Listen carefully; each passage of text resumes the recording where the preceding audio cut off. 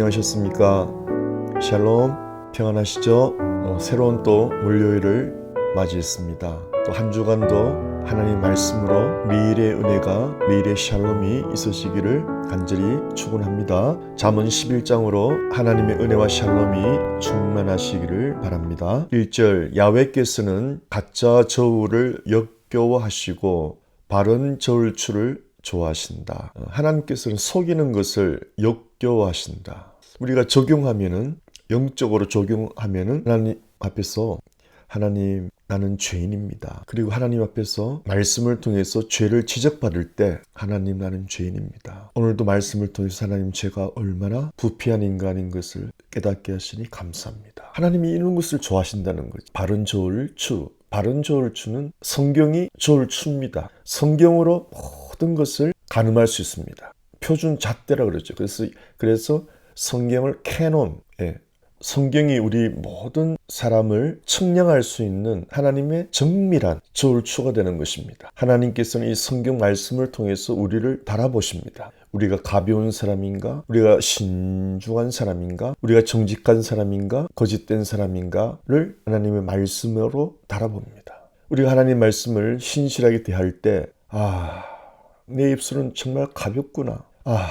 내 마음은 정말 가볍구나. 내 생각이 정말 짧았구나. 나는 정말 인내가 부족하구나. 이런 것을 깨달으면서 하나님 앞에 자백하고 나아가는 자들은 복이 있다는 거죠. 하나님 기뻐하신다는 것은 복을 주신다는 겁니다. 이런 성경 말씀을 보면서 저 사람은 왜 이렇게 못 살까? 이렇게 남을 판단하면은 정말 잘못 보고 있는 거예요. 그럼 여러분 그걸 볼 때마다 아마 불쾌감이 일어날 거예요. 왜 기독교인들은 이 말씀대로 살지 못하지? 저것들 순 가짜네? 성경은 모든 인생을 달아보는 저울추도 되겠지만은 우리의 모든 것을 비춰보는 거울이 됩니다. 여러분 거울 보고 자기 얼굴을 고치죠. 자기 얼굴을 단장하고, 그렇죠? 거울 보면서 남의 얼굴을 고치는 사람 있습니까? 그것이 바로 성경을 바라보는 방법입니다. 성경 말씀을 통해서 내 영혼을 점검하고 나의 영적 상태를 점검하고 바로 교정해 나가는 것이죠. 가짜 저울은 이 세상의 가르침 혹은 이단의 가르침을 말합니다. 예수 믿으면 천국 간다고? 무슨 소리야. 그렇게 쉽게 가는 천국이 어디 있어? 내가 노력을 해야지.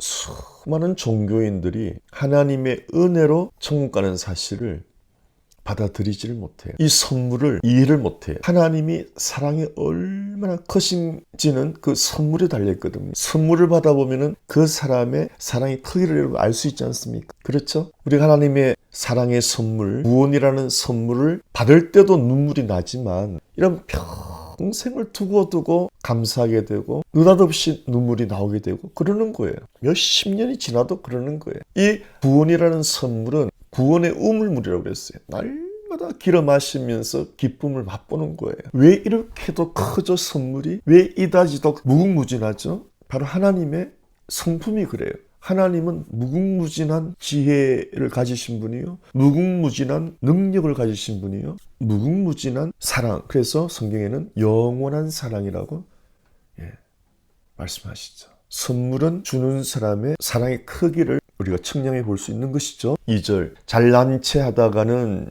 창피를 당하는 법, 슬기로운 사람은 분수를 차린다. 이것도 여러분 우리가 영적으로 적용할 필요가 있습니다. 문자적 해석은 사실은 다 알 수 있잖아요. 예수님의 은혜 없이도 내가 스스로 수행하고 수련하고 나아가는 것이 구원이라는 것이, 도를 닦는 것이, 이렇게 잘난 체 하다가 마지막에 수모를 당한다. 천국에 못 들어가는 거, 천국에서 거절당하는 거죠. 여러분 천국문에서 이런 예화가 있습니다. 천국문을 지키는 천사들이 당신은 어떻게 왔습니까? 이제 이 질문에 대답을 해 천국에 들어가는지 안 들어가는지 결정나는 거예요.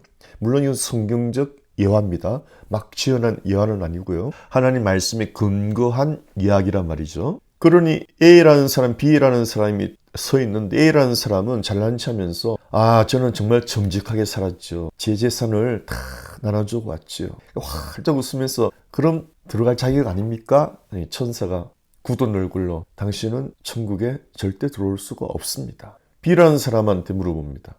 당신은 어떻게 천국에 들어오시려고 합니까? 근거가 무엇입니까? 저는 죄인이었는데 예수님께서 나 같은 죄인을 위해서 십자가에서 보혈을 흘려주셔서 예수님의 은혜로 오게 되었습니다. 잘 오셨습니다. 환영합니다. 천국문이 열리는 거예요. 내 노력, 내 수행, 나의 공로 여러분 그걸로는 절대 천국에 들어갈 수가 없습니다. 왜? 자기 자랑이 있잖아요. 겸손한 자에게 은혜가 더해지는 거예요. 겸손은 지혜와 사람을 존귀하게 하고 지혜를 더해주고 영광을 주고 하나님께서 장수케 한다고 성경 말씀에 여러 곳에서 약속을 하고 있습니다.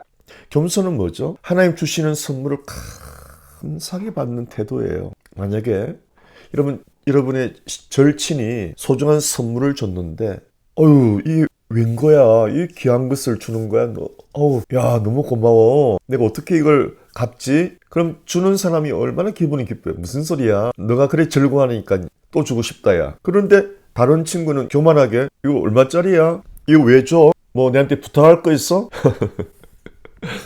그러면 선물하는 자가 아니고 뇌물 주는 자가 되는 거죠. 네, 얼마나 불쾌하겠습니까? 선물을 잘 받는 게 은혜예요. 3절, 정직한 사람은 바르게 살아 앞길이 열리지만 사기꾼은 속임수를 쓰다가 죄꾀에 넘어진다. 이것도 우리 영적인 적용을 합시다. 문자적으로는 우리가 다 이해되죠. 정직하면은 길이 열리죠. 세상적으로도. 사기꾼은 뭐 죄꾀에 넘어지죠. 승승장구하는 것 같아도 마지막 결론이 속여서 얻은 거는 한 방에 날아가 버리죠. 자, 우리 영적인 적용은 늘 여러분 정직은 그렇습니다. 나는 죄인입니다. 나는 넘어지기 쉬운 약한 그릇입니다. 그래서 나는 하나님의 은혜가 늘 필요하고 하나님의 도우심과 하나님의 보호하심이 간절히 필요한 사람입니다.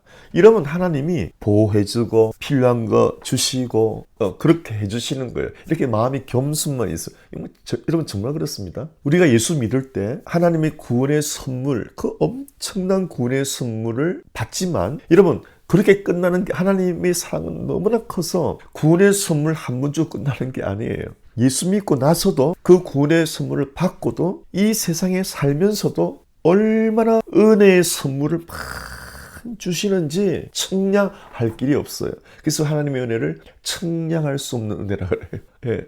저같이 부족한 저 자신만 돌아봐도 그래요. 제가 30여 년을 하나님을 섬겼는데 구원의 선물 말고도 얼마나 귀한 선물들을 많이 받았는지 이루 헤아릴 수가 없어요. 그래서 시편에는 그런 말이 있죠. 너가 받은 은혜를 세어보아라. 다른 말로 너가 받은 복을 한번 세어보아라. 얼마나 많은지. 저는 가장 귀한 선물은 물론 구원의 선물이에요. 하나님의 자녀가 되는 거죠. 예수님의 십자가 공로로. 그리고 두 번째 선물은 지금의 우리 아내를 하나님이 선물로 주신 거죠. 자, 그것은 여러분 제가 결혼하면서 계속 느꼈던 건 아니에요. 결혼 초기에는 매우 미성숙하니까 다투기도 많이 했어요. 제가 우리 집사람을 정말 사랑했습니다. 첫사랑이에요, 첫사랑. 7년을 교제하다가 이제 이렇게 결혼까지 올인하게 됐는데 예수를 믿고 제가 조금씩 하나님의 은혜를 알면서 아내를 더 깊이 이해하고 사랑할 수가 있는 거예요. 여러분, 우리 아내의 외모하고는 전혀 상관없습니다. 우리 둘 다 지금 저는 이제 60이고 우리 아내는 59인데 제가 같이 늙어가는 처지인데 여러분 참 사랑은 외모로 평가되지 않아요. 우리 아내의 그 주름살 하나하나가 나를 위해 수고한 사랑의 계급장이에요. 전 그렇게 봐요, 정말. 그래서 저희 집사람은 자꾸 얼굴에 주름이 생긴다고 걱정하는데도 난 그게 너무 아름답게 보이죠. 정말이 진심으로 그래요. 그래서 성경 말씀을 보니까 아내는 하나님의 선물이래요. 그래 내가 속으로 아멘 하죠. 혹시 여러분 중에는 아멘 안 할 사람도 있을 거예요. 왜죠? 단지 그것은 여러분이 충분한 은혜를 받지 못해서 그래요. 충분한 은혜를 받으면 아내는 하나님의 선물인 것이 분명해요. 예, 우리가 아직 철이 덜 나서 그래요. 하나님의 은혜는 우리를 철들게 하는 것입니다. 철이 들면은 얼마나 하나님이 보내주신 선물이 귀한지 알 수가 있어요. 성경 말씀도 이렇게 말하고 있습니다. 아내라는 것은 너가 천국까지 와서 이 땅에서 수고했다고 상을 같이 받을 사람이란다. 상을 같이 받는데 공동 수상자가 되는 거예요. 왜요? 부부는 한 몸으로 보세요, 주님께서. 그러니까 같이 하늘나라에서 상을 받을 줄 알고 귀히 여겨라 그랬어요. 그리고 또 하시는 말씀이 아내라는 존재는 약한 그릇이다.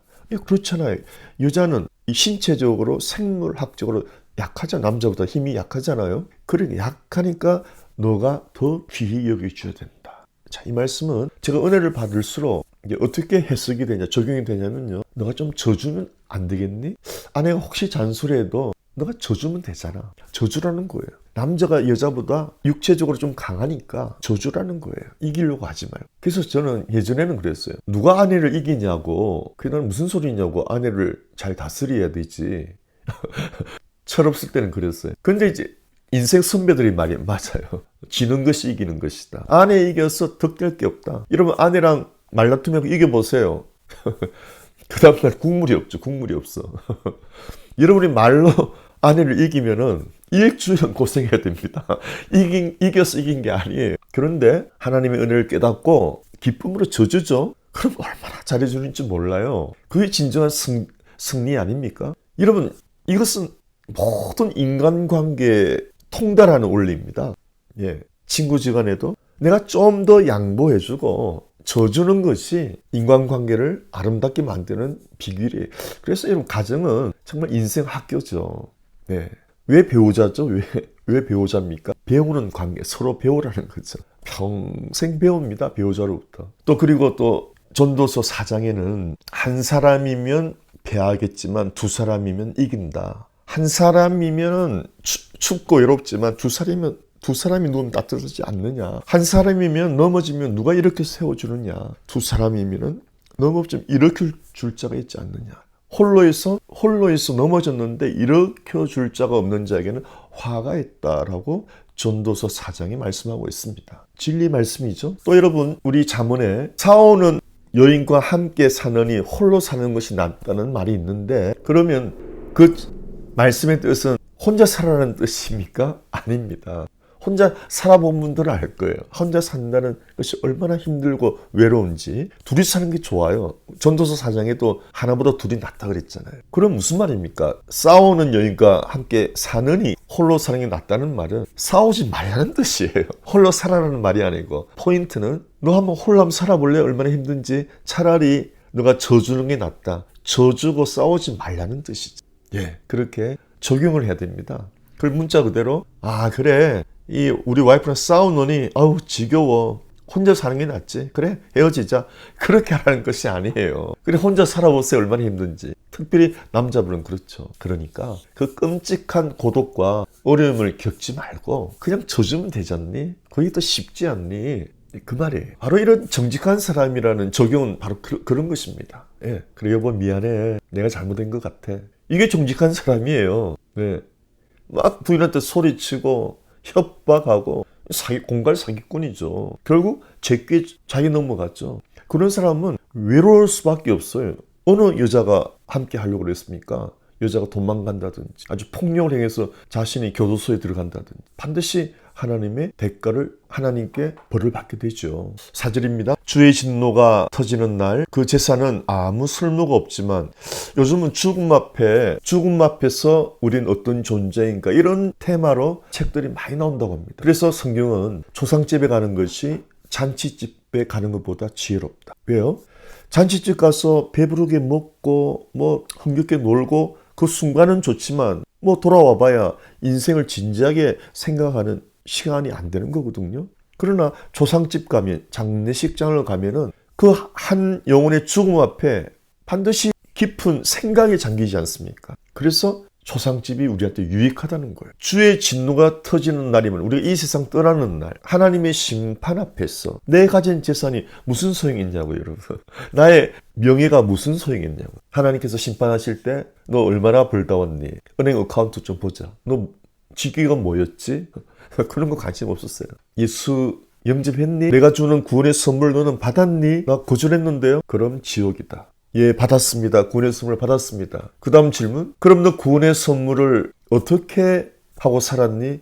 감사하면서 남들에게 나눠주면 살았니? 너 혼자만 그 선물을 가지고 있다 왔니? 구원을 받고도 한 명도 그 구원의 선물을 남들에게 전달하지 않았다면 구원은 받았지만 그걸 부끄러운 구원, 하나님 앞에 책망받는 구원이 되겠죠? 바로 그것입니다. 주님의 심판 앞에 이 세상에서 이뤄놓은 세상적인 성공은 하나님의 심판 앞에 아무 쓸모가 없는 것이에요. 그러나 내가 구원의 선물을 받고 한 사람 앞에 베푼 사랑, 심지어는 냉수 한 잔도 하나님은 기록을 하겠다, 잊지 않겠다는 거예요. 하나님의 은혜로 말미암는 우리가 선행은 상급으로 이어져요. 우리가 선행으로 천국 못 갑니다. 그러나 구원을 선물로 받은 사람들의 선행은 하나님께 기록이 됩니다. 그게 상급이 되는 거죠. 그게 틀립니다. 네. 그러니까 구원의 선물을 받지 않는 것도 어리석은 자요. 구원의 선물을 받고도 남을 위해서 살지 않은 자도 어리석은 자죠. 제대로 산 사람은 구원의 선물을 받고 너무 감사해서 남들에게도 그 구원의 선물을 받으라고 나누는 삶이죠. 은혜를 나누는 삶이죠. 네. 그것이 하나님의 심판대 앞에서 상을 받는 유일한 우리의 영적인 재산이 되는 거죠. 그런 면에서 불교의 공술의 공수는 맞지 않습니다. 빈손으로 왔다 빈손으로 가는 것은 맞지 않아요. 우리가 빈손으로 온 것은 맞죠. 그러나 우리가 하늘나라에 들어갈 때는 믿음의 작품을 들고 가는 거예요. 내가 예수님 믿고 구원의 선물 받고 내가 얼마나 많은 사람에게 하나님의 사랑을 전했나, 얼마나 많은 사람을 예수님께로 가게 했나. 이것이 우리의 영적인 재산이고, 그리고 그걸로 천국에서 큰 상급, 면류관을 받게 되는 거죠. 그것이 진정으로 가치 있고 의미 있는 인생을 살다 가는 거죠. 공술의 공수가 아닙니다. 빈손으로 온 것은 맞는데 갈 때는 빈손 아니에요. 우리 하나님의 은혜의 작품을 만들고 가서 하나님의 심판을 받아야 되는 거예요. 그걸 지옥 가는 심판에 그걸 상급 심판이라고 그래요. 상급 받는 심판이에요. 그래서 주의 진노가 터지는 날 하나님의 심판 앞에서는 세상적인 재산은 아무 쓸모가 없지만 착한 행실은, 다시 말하면 이것은 구원 받으려고 착한 행실이 아닙니다. 하나님의 구원을 선물로 받죠. 그 선물로 받고 나서, 구원받고 나서 착한 행실을 말하는 거예요. 그 착한 행실은 죽을 자리에서 빠져나오게 해준다. 네, 이 말은 적용이 돼야 되는데요. 영적으로는 하나님의 선물을 받아들이는 것이 착한 행실이에요. 또 그것을 이제 우리가 좀 확대시켜 나가면은 하나님의 구원의 선물을 받은 것이 착한 행실이고, 또 구원받고 난 다음에 이웃을 위해서 살아간 것이 착한 행실이 되는 거죠. 5절, 흠없는 사람은 옳게 살아 앞길이 펴지지만 나쁜 사람은 제 잘못으로 거꾸로 진다. 문자적 해석은 여러분 해석되죠? 우리 영적인 적용입니다. 흠없는 사람은, 이거 굉장히 중요해요. 흠없는 사람을 다른 말로 어떻게 표현하죠? 용서받은 죄인입니다. 죄는 죄인인데 용서받았기 때문에 흠이 없는 거예요. 하나님 앞에서는. 여러분, 우리 부모님들이 저희들 출산했을 때 흠이 보였을까요? 너무 사랑스러웠겠죠? 바로 그거예요. 부모님의 눈에는 너무 이쁜 거예요. 하나님의 눈에는 하나님의 선물을 믿음으로 받고 기뻐하는 자를 너무 기뻐하시는 거예요.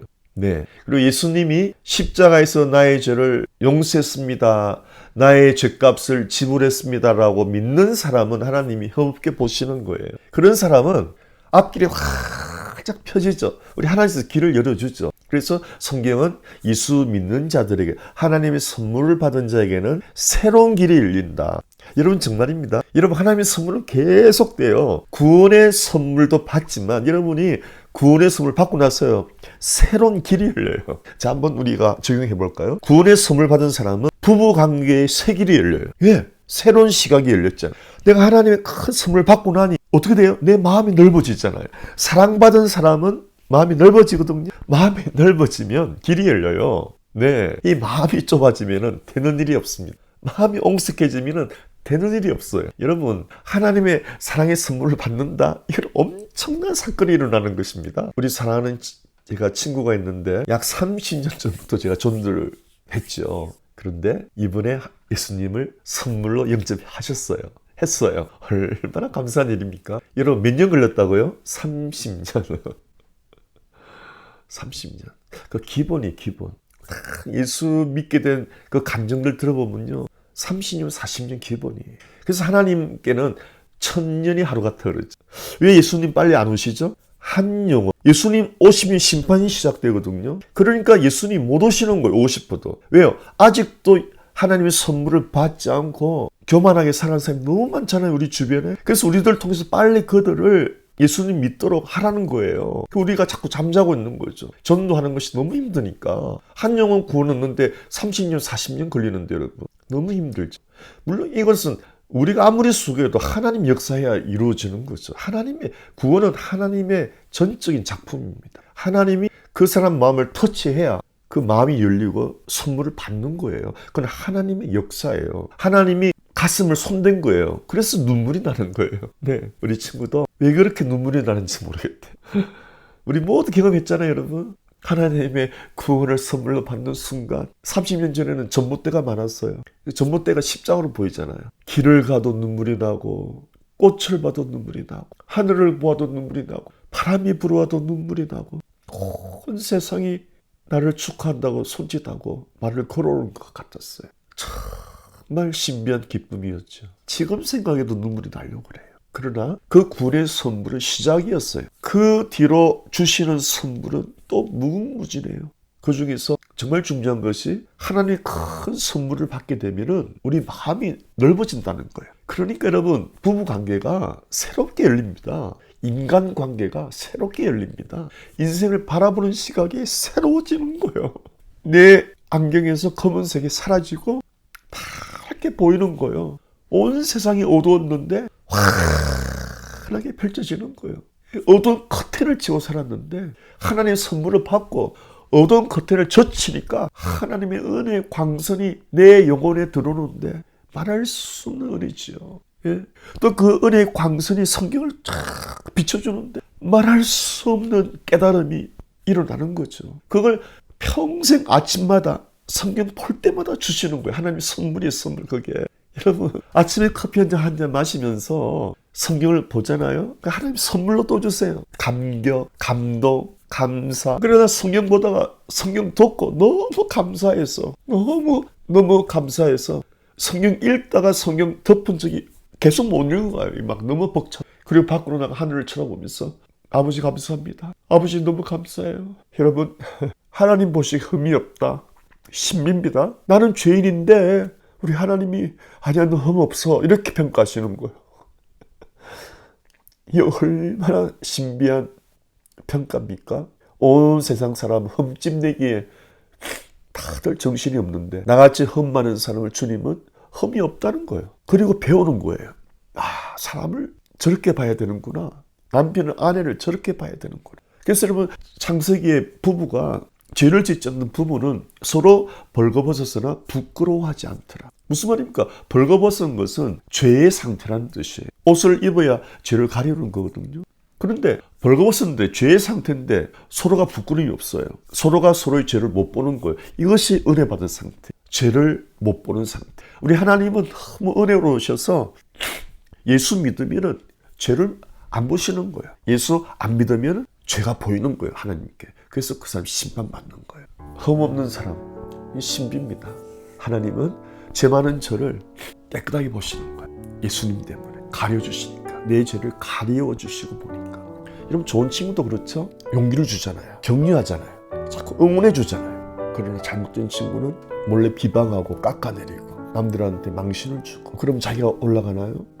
아니죠. 여러분 인생의 원리가 성경 안에 사실 다 들어있습니다. 그러나 하나님의 은혜의 광선이 비춰져야 돼요. 그 은혜의 광선은 우리가 하나님의 크신 선물을 받고 나서 그게 너무 감사해서 그때 우리 마음이 넓어질 때 아니 하나님의 손이 우리 마음을 넓혀주는 거죠. 하나님의 손이 그 보이지 않는 우리 마음을 터치하시면 우리 좁은 마음이 넓혀지는 거예요.